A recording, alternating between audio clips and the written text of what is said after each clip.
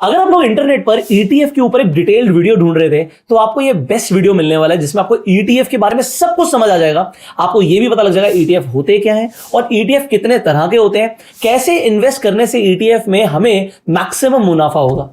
तो हमने last video में बात करी थी दो दोस्तों की, एक था राम, एक था श्याम। राम ने इन्वेस्टिंग करने का डिसीजन लिया और उसने एक सिंपली 15-15-15 फॉर्मूले को फॉलो किया कि 15,000 रुपए हर महीने इन्वेस्ट करके अगर हमें 15% तक का रिटर्न मिल जाते हैं तो 15 सालों में हमारे पास लगभग 1 करोड़ होगा। और हमने यह भी समझा कि पहला 1 करोड़ कमाने में, जो हमने पावर ऑफ कंपाउंडिंग को समझा था, उसके लिए 15 साल लग गए पहला 1 करोड़ बनाने में, और दूसरा 1 करोड़ मात्र अगले 4 सालों में आ गया। उसके बाद 1 करोड़ सिर्फ 3 सालों में, फिर 2 सालों में और फिर 1 साल में। अब ये जो पैसा बढ़ रहा है, ये बढ़ता कैसे, इसकी साइंस क्या है? तो आज हम सबसे पहले समझेंगे कि राम ने क्या किया। श्याम ने राम से पूछा, भाई तू इतना अमीर होता जा रहा है, तेरे पास लगभग 5 करोड़ रुपया हो गया और तूने इन्वेस्टिंग जो शुरू किया था वो तभी किया था जब हम दोनों ने काम करना साथ में शुरू किया था। तो उसने श्याम को क्लियरली बोला कि भाई मैंने इन्वेस्टिंग करने का डिसीजन लिया, बट मुझे बहुत ज्यादा रिस्क नहीं लेना था, एक डाइवर्सिफाइड वे में आगे बढ़ना था, रिस्क को मिटिगेट करके चलना था। तो मैंने स्टॉक्स में इन्वेस्ट नहीं किया, मैंने म्यूचुअल फंड्स में भी इन्वेस्ट नहीं किया, मैंने ETFs में इन्वेस्ट किया। तो ETF में इन्वेस्ट करने से कितना पैसा बढ़ सकता है, चलिए समझते हैं। पहली बात तो ETF होता क्या है। जैसे कि आप किसी स्टॉक को देखते हैं, मैं यहां पर सिंपली लिखता हूं रिलायंस। अब जैसे मैंने रिलायंस लिखा तो यहां पर रिलायंस इंडस्ट्रीज का यहां पर आपको प्राइस दिख रहा है शेयर का, लगभग 3,000 रुपए का इसका प्राइस चल रहा है। अब ये जो प्राइस है, ये पूरे दिन में सुबह सुबह आपको पता है स्टॉक मार्केट 9:15 बजे खुल जाती है और 3:30 बजे तक खुली रहती है। तो आप 9:15 से लेकर 3:30 बजे तक कभी भी शेयर को खरीदने का डिसीजन ले सकते हैं। एग्जाम्पल है, कोई खरीदना नहीं है हमें स्पेसिफिकली, हमें आपको बताना है कि ETF किस तरीके से बिहेव करता है। ETF भी एक स्टॉक की तरह होता है। ये 3,000 रुपए का है, मैं यहां पर सिंपली लिखता हूं निफ्टी 50 ETF। जैसे ही मैंने निफ्टी 50 ETF लिखा, यहां पर बहुत सारे निफ्टी 50 के ETFs आ गए। एग्जाम्पल यहां पर हम ये HDFC निफ्टी 50 का ETF यहां पर ले लेते हैं। अब जैसे हमने ETF लिया, आपने देखा ETF भी स्टॉक की तरह ऊपर नीचे मूव कर रहा है। अब ये ऊपर नीचे क्यों मूव कर रहा है? क्योंकि निफ्टी ने भी ऊपर नीचे मूव किया होगा। इसका प्राइस क्या है? 272.62, मतलब सिर्फ लगभग 270 रुपए में आप एक ETF खरीद सकते हो। अब इसके कंपैरिजन में, जैसे मैंने निफ्टी आपको बोला, अगर मैं यहां पे निफ्टी लिखता हूं तो निफ्टी की जैसे ही ये ETF ने मूव किया, जैसे मार्केट में पहले मार्केट नीचे गई, फिर ऊपर गई, फिर नीचे चली गई, तो ETF भी सिमिलरली रिएक्ट करता है। बट जैसे ही आप ETF, जैसे हमने बोला था निफ्टी का ETF खरीद लेते हो, यहां पे हम निफ्टी 50 दोबारा लिखते हैं, तो हम इसी ETF के ऊपर थे। तो ये ETF जो है, जैसे ही आप इसे खरीदते हैं, 272 रुपीज आपने इन्वेस्ट किया, तो आपका जो पैसा है 50 कंपनियों में लग गया। निफ्टी 50 एक NSE का इंडेक्स है, जिसमें NSE नेशनल स्टॉक एक्सचेंज में जितनी भी कंपनियां हैं, उसमें से जो टॉप 50 कंपनियां हैं, वो टॉप 50 कंपनियों से मिलकर, मार्केट कैप के अकॉर्डिंग जो टॉप 50 कंपनियां होती हैं, उनसे मिलकर एक इंडेक्स बनता है निफ्टी 50। और उस निफ्टी 50 में इन्वेस्टमेंट के लिए हम 2 काम कर सकते हैं। या तो हम उन 50 कंपनियों को देखें, आप सिंपली गूगल पर जाएंगे ना और आप लिखेंगे निफ्टी 50 कंपोनेंट्स, ठीक है, ये कंपनीज लिख दो। तो एग्जांपल मैं यहां पर खोलता हूं तो आपको क्लियरली दिखेगा कि निफ्टी 50 के अंदर कौन कौन सी कंपनीज आती हैं, जैसे HDFC बैंक है, रिलायंस इंडस्ट्रीज है, ICICI बैंक है, इन्फोसिस है, और इनकी वेटेज क्या है। अब देखो निफ्टी 50 में सबसे बड़ी वेटेज है HDFC बैंक की।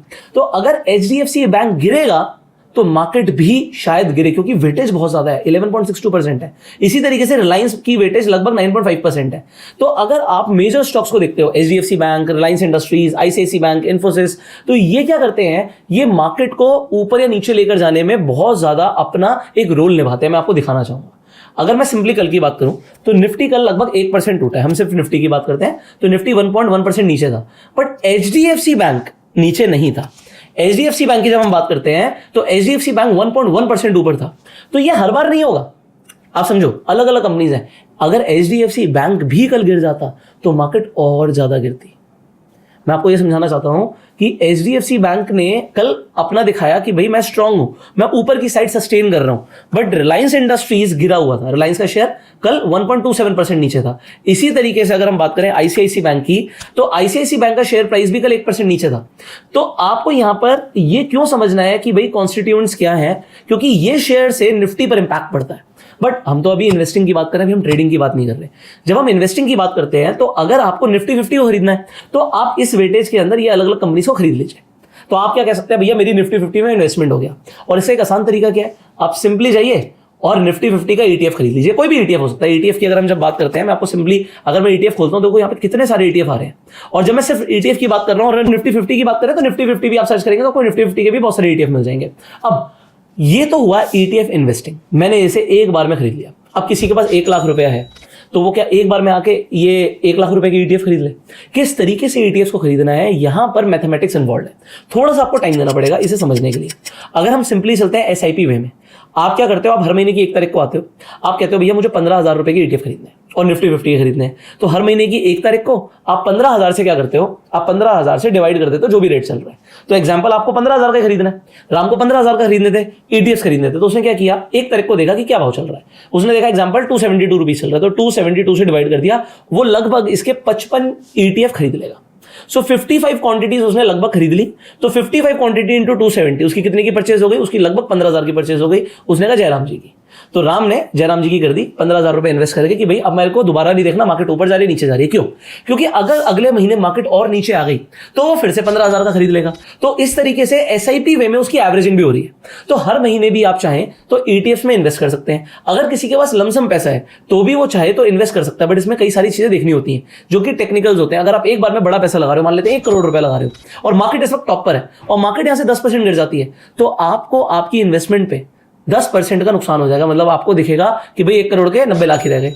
और अगर मार्केट 10% ऊपर चली जाती है तो आपको दिखेगा भैया यहां से तो फायदा हो गया। तो ये मैं आपको समझाना चाहता हूं, अगर आप लमसम इन्वेस्टमेंट कर रहे हो तो कब करनी चाहिए, ये भी मैं आपको आगे बताऊंगा आने वाली वीडियोस में, क्योंकि हम सिर्फ ETF की, आज सिर्फ ETF की बात नहीं करेंगे। आज तो मैं आपको बता दूंगा ETF क्या होता है, कैसे खरीदते हैं, कैसे इन्वेस्टमेंट होती है, कितने टाइप के होते हैं। बट आपको ETF अगर लमसम इन्वेस्टमेंट करना है तो कब करना है, उसकी क्या स्ट्रैटेजीज है। अगर आपको शॉर्ट टाइम में, ये तो 15-15 साल की बात हो रही है, शॉर्ट टाइम में ETF से पैसा कमाना है तो क्या उसका तरीका है। अगर आपके पास ज्यादा पैसे नहीं है, कम पैसे हैं, तो भी क्या आप बड़ी पोजीशन ले सकते हो। वो भी कोई ट्रेडिंग नहीं करेंगे हम इन्वेस्टिंग में बड़ी पोजीशन कैसे ले सकते हैं और कम पैसे से भी ज्यादा मुनाफा कमा सकते हैं। ये सब आपको स्टेप बाय स्टेप सीखने को मिलने वाला है। अगर आप उन वीडियोस को मिस नहीं करना चाहते तो आप सब्सक्राइब कर लीजिए चैनल को, बेल आइकन पर क्लिक कर दीजिए, जिससे आने वाली एक भी वीडियो आप मिस ना करें। अब हम ETF के ऊपर थे। देखो ETF जैसे मैं लिखता हूं तो ETF बहुत तरीके के होते हैं। जैसे CPSE ETF है, गोल्ड ETF है, सिल्वर ETF है। इसी तरीके से आपको दिखेगा कि भैया हेल्थ केयर का भी ETF है, IT का भी ETF है, निफ्टी बैंक का भी ETF है। तो कौन सी ETF में पैसा लगाना है, सबसे पहले इसे समझते हैं कि भाई ETF कितने टाइप के होते हैं। अब ये तो आपको समझ आ गया कि ETF को आप कभी भी खरीद सकते हो। जब आपको लगता है कि यार ETF थोड़ा नीचे आ गया है, मैं अब खरीदना चाहता हूं, दिन में आप लिमिट ऑर्डर लगा के भी खरीद सकते हो। अच्छा, म्यूचुअल फंड में ऐसा नहीं होता। म्यूचुअल फंड में NAVs होती है। मैं एग्जांपल आपको दिखाता हूं। अगर मैं सिंपली निफ्टी 50 लिखता हूं तो म्यूचुअल फंड वर्सेस ETF के ऊपर अगर आपको वीडियो चाहिए तो कमेंट कीजिएगा, yes we want a video on ETF versus mutual funds. तो बहुत ही कमाल की मैं आपको वीडियो देने वाला हूं। मैंने आपको क्या बोला, राम ने ETFs में इन्वेस्ट किया। मैंने क्यों नहीं बोला कि म्यूचुअल फंड में SIP करी, क्योंकि मैं भी नहीं कर रहा। मतलब मैं आपको पर्सनल व्यू बता रहा हूं। I started with simple mutual fund SIPs, but later on I found कि ETFs आर मच बेटर। मैं नेक्स्ट वीडियो में आपको उसकी क्लियर कट एक्सप्लेनेशंस देने वाला हूं कि आपको समझ आएगा। हाँ, कुछ लोगों के लिए म्यूचुअल फंड्स बेटर हो सकते हैं, तो मैं ये भी बताऊंगा कि किन लोगों के लिए म्यूचुअल फंड्स बेटर है। बट आपके लिए ETF म्यूचुअल फंड से भी बेटर कैसे हो सकते हैं, ये समझना वैल्यूएबल तो बहुत ज्यादा है। आप बोलेंगे तो हम वीडियो बनाएंगे। अभी हम समझ लेते हैं कि अगर हम म्यूचुअल फंड की बात करते हैं, एग्जांपल यहां पर मैंने UTI निफ्टी 50 का इंडेक्स फंड खोल दिया। अब जब मैंने ये इंडेक्स फंड खोला तो अगर मैं यहां पे बात करूं, देखो एक तो वनडे का चार्ट ही नहीं आ रहा। दूसरी चीज, आप इसे खरीदना चाहोगे, आप आज खरीदना चाहोगे, आपको यहां पर NAV मिलती है। ये जो 170 है इसे हम बोलते हैं नेट एसेट वैल्यू। और ये आपको आपके मर्जी का प्राइस मिलेगा या नहीं मिलेगा। दिन में उसका प्राइस ऊपर जा रहा था, नीचे जा रहा था, आपको कौन सा प्राइस मिलता है, यू नेवर नो। और ये आपको तब समझ आएगा जब मार्केट ड्रास्टिकली बढ़ रही होगी एक ही दिन में या ड्रास्टिकली गिर रही होगी एक ही दिन में। तो इसके बारे में आपको समझ आएगा, हम बात करेंगे आने वाली वीडियोस में। सो ये म्यूचुअल फंड्स होते हैं, लोग म्यूचुअल फंड में SIPs करते ही हैं, बट अभी हम ETF को समझ लेते हैं। तो अब ETF कितने तरह के होते हैं ये समझना बहुत जरूरी है। तो ETF का मतलब होता है, ETF की फुल फॉर्म होती है एक्सचेंज ट्रेडेड फंड। आप किसी एक स्टॉक में पैसा नहीं लगाते, आपकी एक डाइवर्सिफाइड इन्वेस्टमेंट हो रही है। मैंने निफ्टी 50 की बात करी थी, तो निफ्टी की 50 कंपनियों में अगर मैं एक ETF ले लेता हूं, मान लो FMCG का ETF, तो जैसे ही मैं FMCG ETF लेता हूं, अब FMCG की जो कंपनीज हैं, जैसे हिंदुस्तान यूनिलीवर है, डाबर है, कोलगेट है, जिलेट है, इन सारी कंपनीज में मैं अलग अलग जाके पोजीशन नहीं बना रहा। FMCG का सिंपल इंडेक्स होता है। ये जितनी भी मैं बातें बोल रहा हूं, तो अगर आप गूगल करेंगे तो आपको सीधा सीधा इंडेक्स मिल जाएंगे। सो निफ्टी FMCG आपको सीधा एक इंडेक्स मिलता है और उस इंडेक्स के हिसाब से आपको ETF इन्वेस्टिंग के लिए ETF मिल जाते हैं। तो यहां पर अगर हम ग्राफ देखें तो यहां पर हमें निफ्टी FMCG का एक ग्राफ दिख रहा है और सिंपली इसकी एक वैल्यू दिख रही है। ये जिस हिसाब से ऊपर नीचे आ रहा है, जैसे 0.69% नीचे है।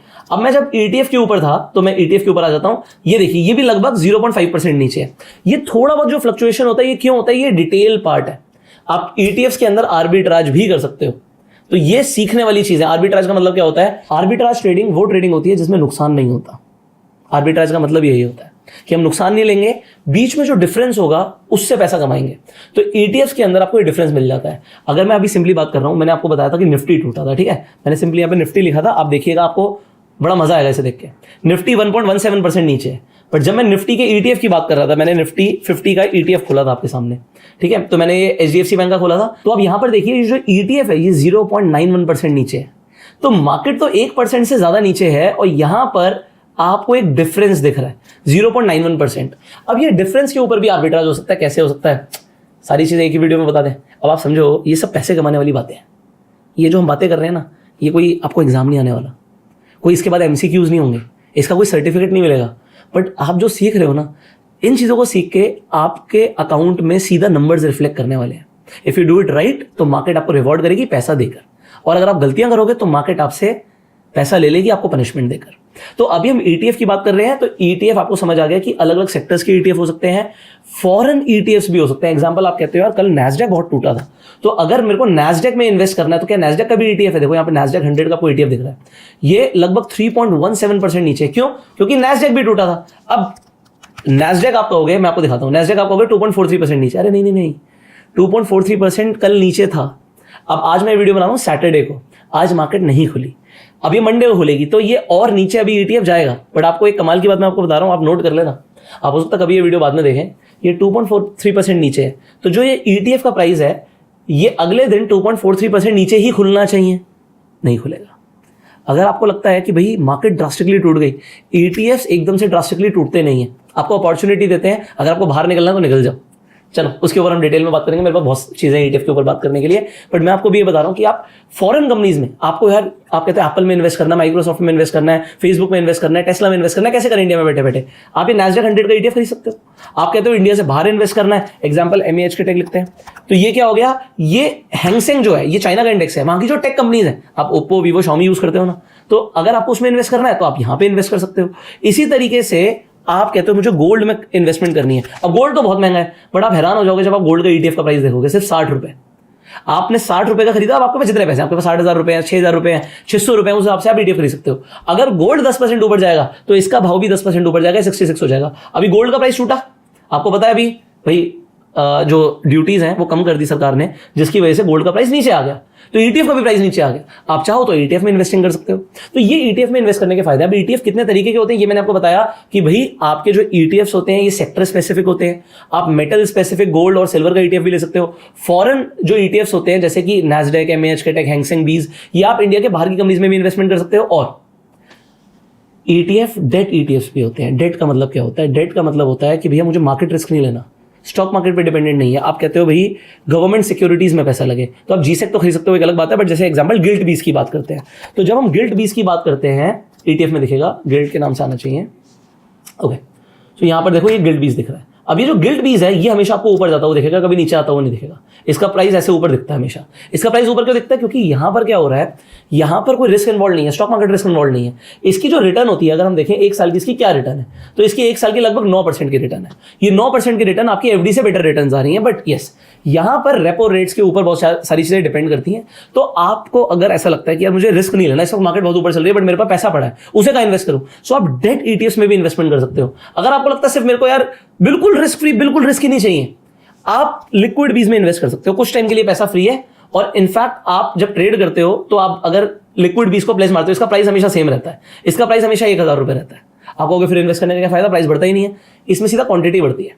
अगर आपने मान लेते हैं 10 लाख का लिक्विड बीज खरीदा, तो आपकी लिक्विड बीज की क्वांटिटी बढ़ती रहेगी। आपने मान लीजिए 10,000 लिक्विड बीज खरीदे, 1,000 खरीदे, तो आपको कुछ टाइम के बाद दिखेगा आपके पास होगा 1,010 लिक्विड बीज, 1,020 लिक्विड बीज, 1,050 लिक्विड बीज। तो वो क्या होगा, वो आपको एक तरीके से रिवॉर्ड कर रहा है। बट इसमें आप सिर्फ 3-4% ही आप ईयरली रिटर्न्स एक्सपेक्ट करना। बट इसमें कब इन्वेस्ट करना चाहिए? जब आपके पास सरप्लस में पैसा है और आपको अपॉर्चुनिटी नहीं दिख रही मार्केट में। जैसी अपॉर्चुनिटी दिखती है, इसे बेचकर आप क्या कर सकते हो, आप इक्विटी में इन्वेस्ट कर सकते हो और इसे प्लेज मार्केट ट्रेड कर सकते हो। ये कैश कंपोनेंट की तरह एक्ट करता है। तो अब मैं बातें बहुत सारी कर रहा हूं, बट मैं आपको ये समझाने की कोशिश कर रहा हूं, ETF investing is the right investing. अभी तक आपने सुना म्यूचुअल फंड सही है, but ETF investing is the right investing. Comment करिएगा आप नीचे, क्योंकि आने वाली वीडियोस में सिर्फ बातों से नहीं, लॉजिक्स के साथ मैं आपको ये प्रूव करूंगा कि ETF investing one of the best investing है। मैं भी यही करता हूं और मुझे इसके अंदर डाइवर्सिफिकेशन में मिलता है। मार्केट के हिसाब से आपका पोर्टफोलियो बेटर परफॉर्म करता है, वो सब मैं आपको दिखाऊंगा, समझाऊंगा। अगर आपको समझ आए तो आप चाहें तो मेरा इन्वेस्टिंग स्टाइल को भी अडॉप्ट कर सकते हैं, बाकी आपकी मर्जी है।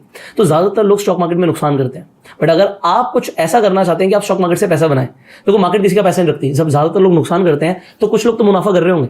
अगर आपको उस कैटेगरी में आना है तो आपको आने वाली वीडियोस बिल्कुल मिस नहीं करनी चाहिए। सो मैंने जैसे बोला था, सब्सक्राइब कर लीजिए, बेल आइकन पर क्लिक कीजिए, और अगर आपको लगा ये वैल्यूएबल इंफॉर्मेशन है आपके लिए तो इस वीडियो को आप शेयर भी कीजिएगा, जिससे मैक्सिमम लोगों तक ये वैल्यूएबल इंफॉर्मेशन पहुंचे। अगर आपके कुछ सवाल है आप कमेंट्स में पूछ सकते हैं, और अगर आप स्टॉक मार्केट में नए हैं तो फ्री में जाकर अपने डीमैट अकाउंट खुलवा सकते हैं। आपको लिंक्स डिस्क्रिप्शन और पिन कमेंट में मिल जाएंगे। इनफैक्ट आप रेफरल करके भी पैसे कमा सकते हैं। We will see you in the next video. Till the time you go self made.